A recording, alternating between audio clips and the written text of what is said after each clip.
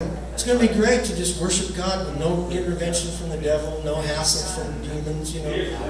You know, the devil likes to go to church. And you see, yeah, that old dead one across town, you know, but no, the live one too. You can clean this place out before a service and do all your praying, and then you bring him in with you. You go, you know. So we do wrestle not against flesh and blood, but against principalities and powers. And we need to think about what we're singing, because when we do sing Change My Heart, O God, which is a valid song for right now, we need to make that a prayer of our heart. Do change my heart, O God. Make it ever true. I want to be like you. And that's the prayer of our heart. And then we go to the next song and get involved and be connected, whatever it takes, and sing out. I believe there's something very powerful in speaking out, even in prayer. My thought prayers seem to be less powerful than my spoken prayers. There's a focus to speaking my prayer. There's this focus to actually singing the song than just listening to the song. There's something about, well, worship is at its most powerful a verb, not a noun, right? When we participate. Now, number 4, live the life behind the scenes of a worship singing. What gives your worship its real currency, its value with God, is not how many songs you know or how good your voice is, but who are you during the week. I like the saying that who you really are, there's 2 things I measure by. Who you really are is what you do when you're alone in a hotel room. And out of the abundance of the heart, the mouth speaks. What do you talk about by nature? What comes out of your mouth? For me, it's too much TV and music and those things. I like that kind of stuff. And so, you know, I start to check myself, you know. And, man, I'm talking a lot about TV. I'm not talking about God very much right now, or whatever it is.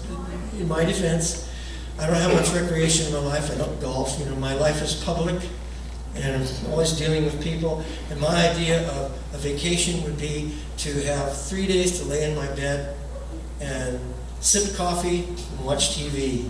And even, you know, I mean, do spiritual things too. But I don't want to go to climb a mountain. I don't want to go play golf. I don't want to do dune buggies. I just want to right, and be lazy for a couple of days, and that's how I get refreshed. But you know, who we are, you know, is what really matters to God, not what we can sing or what songs we know. So, you know, really during the week, if you're not worshiping God during the week, then you're really not a worshiper. You're just a person who worships on Sunday, right? And it doesn't mean you have to walk around all week long singing praise songs. It's like praying without ceasing. It would be stupid to say, oh, I have to go, our Father which art in heaven. Will you have fries with that? Hallowed be thy name. By the way, do you know that's the first thing a musician says when he gets to work? Will you have fries with that? Because he can't get a job playing music, so he has to. Oh, it's okay. All right, sorry about that digression. You forgive me. But in praying without ceasing is an attitude of being in prayer. You can be in prayer while you're watching a harmless TV show and get spiritual parallels, and God can speak to you. So I'm not talking about legalism. I'm talking about, you know, just being tuned in and making God the center of your universe, right? Now here's what we're going to do. We're just going to do a couple of songs in closing, and tonight we'll come back and do more. And I do want to share, for those of you that won't be able to come back tonight, I wanted to share a couple that were written in my times of worship. When I went through this breakthrough in 1980-ish, the second thing, I told you the first thing the Lord said was to do a Bible study about music. But the second thing he said was, I was in prayer one day, and he said, would you do a concert just for me? And I think it's significant that he didn't say, would you go to the piano and worship me? He said, would you do a concert? Now you have to realize at this point I was not a worship leader. I didn't know one worship song all the way through by memory. I had to rely on the things, PowerPoint deal. And you know, so I really didn't know what to do, and I had a little Maranatha. I had the very first Maranatha songbook that had a little cartoon character on the front that Greg Laurie created called Ben Born Again. That was the name of the character. And it had all the early Maranatha songs, you know, like what Mario was saying last night about Father, I adore you, and all those songs. So I started to do the ones I knew, and then I turned the page, and I'd find a lyric that I didn't know the melody to, and I go, that's really a cool lyric. And the Lord said, well, just sing, I'll give you a new melody. I sing a new song to the Lord. And then I put the book down, and I just went off into the Spirit. I'd never done that before. And I worshiped for about 90 minutes, and I was laughing, I was crying. It was an awesome time. And then I did that for a long time. For a couple of years, I'd do that on a regular basis.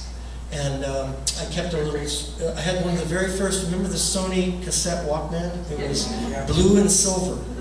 I had one of those, and I put it around my neck on a shoestring, and then when I get something that I thought would bless you, I'd press the record button.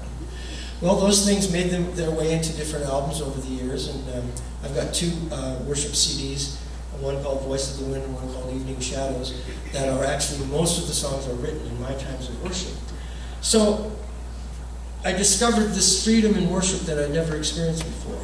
Now, it was a deeper dimension than I'd ever experienced too, because it was just me and God having this beautiful fellowship together with no agenda, no time limit. So, now, we have to have a time limit in church service. Those things are all understood, but these personal times of worship can be so powerful. And I always like to encourage any church I go to. You say, well, I can't do 2 hours of worship because it's church service. Well, then do one Friday night a month.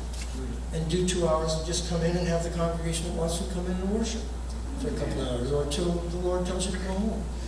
I like the stories of the Quakers and the Shakers got off base after a while, but you know how that all started. It was just people sitting around in a circle waiting on God to see what God wanted to do.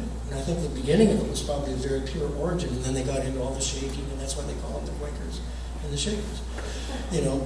But there's been people, I knew one church where they had a thing that they called Sitting at the Feet of Jesus service every Friday night, and then people would just gather in the congregation and they'd sit until God did something. Sometimes there'd be music, someone would get up and give a word. We need more of that kind of stuff. We need to take time as a body to soak in the things of God and to express our love back to Him. So here's a couple, so we don't get you out too late. This was a song that the guy wrote it on guitar. And it was just an invitation from the Lord for me to enter into His presence. Enter in to the throne room of the Father. Enter in to the presence of the King. Come behind the veil and walk with me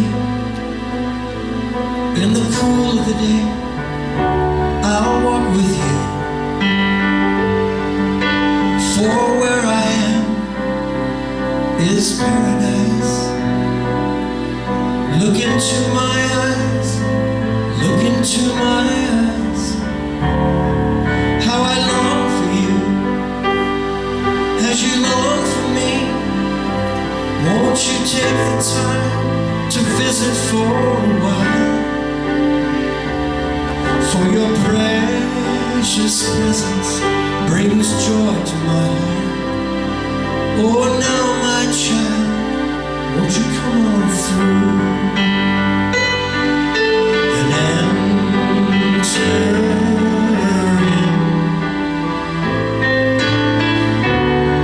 to the throne room of the Father. Enter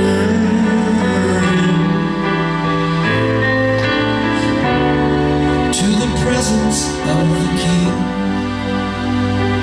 Come behind the veil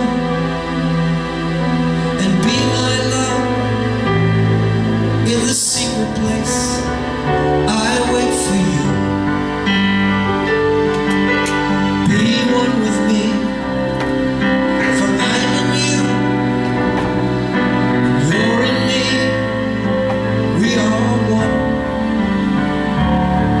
When you dwell with me and I dwell with you, all the pain in life will surely have to flee.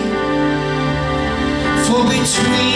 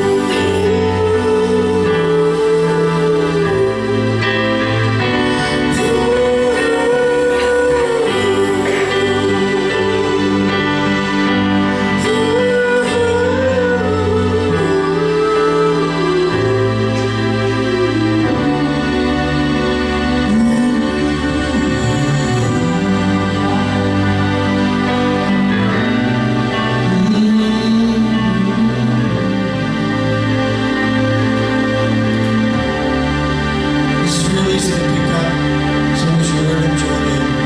I will love you forever. I will need you forever. I will want you forever till the end of time. I will love you forever, and I will need you forever, and I will want you forever till the end of time. Again, I will love you forever, and I will need you forever, and I will want you forever till the end of time. There are secrets inside my heart, meditations and works of art, silent pictures of grace and beauty unfolding, secret colors that none can see, holy things between you and me. These are some of the things meant only for you. And I will love you forever, and I will need you forever, and I will want you forever till the end of time. I will love you forever, and I will need you forever, and I will want you forever till the end of time. There are songs no one else will hear. I try to catch you, but they disappear. Elusive moments of beauty passing beyond me. Sounds of silence in the still of night.